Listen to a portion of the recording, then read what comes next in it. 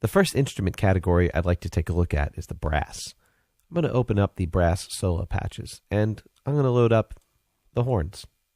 Let's go with a French horn.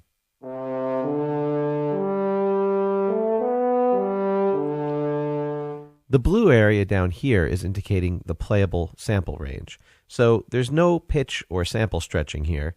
If you try to play notes out of the range, if I play something too low, it's not going to work. If I play below the range. When I play right in the range, you'll hear it. And when I play out of the range on top, same thing. It'll run out of samples.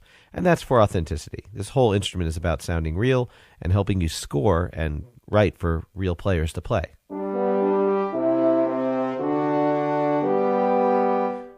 You've got legato mode that you can activate so you can stay realistic with only one player at a time. This way you don't accidentally trigger two notes, but you can also get some realistic samples of a horn going from one note to the next. You've also got the key switches down here on the left-hand side, and that's where you'll activate the different articulations. You'll notice that the range is going to change for each instrument, as it should, because a trumpet's range or a trombone's range is significantly different from a horn. Let's see that tuba, all the way down in the basement. Now, the solo instruments includes a quartet, and the reason they include that in the solo and not the ensemble is that it is still a solo of each individual instrument. So it's the trombone, the tuba, the trumpet, and the horn playing, but only one trombone, one tuba, one trumpet, and one horn playing. And you see the different ranges outlined for each one. So we've got some tuba, we've got some trombone, some horn, and some trumpet. So it's kind of hard to play all those at once because they're so stretched out, but this is more for the scoring end of things. But if you do kind of play around, you'll hear.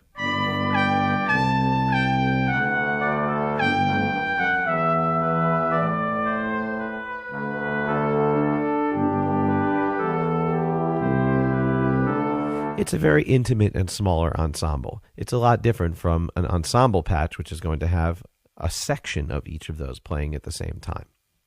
Speaking of ensemble patches, let's take a look down here. So if I open up the horns essential, instead of a single horn now, I have the group. A lot more powerful, a lot different sounding.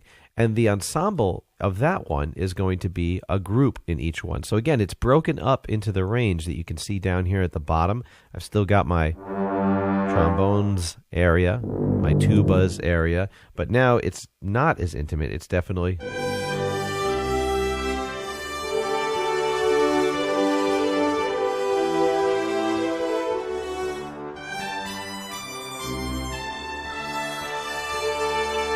Again, it's meant for more scoring it out because they're so stretched apart, those ranges, but it does help you to create some pretty realistic ensemble brass sounding stuff if you need to play in a pinch. So it's very nice. It's separated. You won't wind up playing a trumpet 2 octaves below a trumpet should be playing.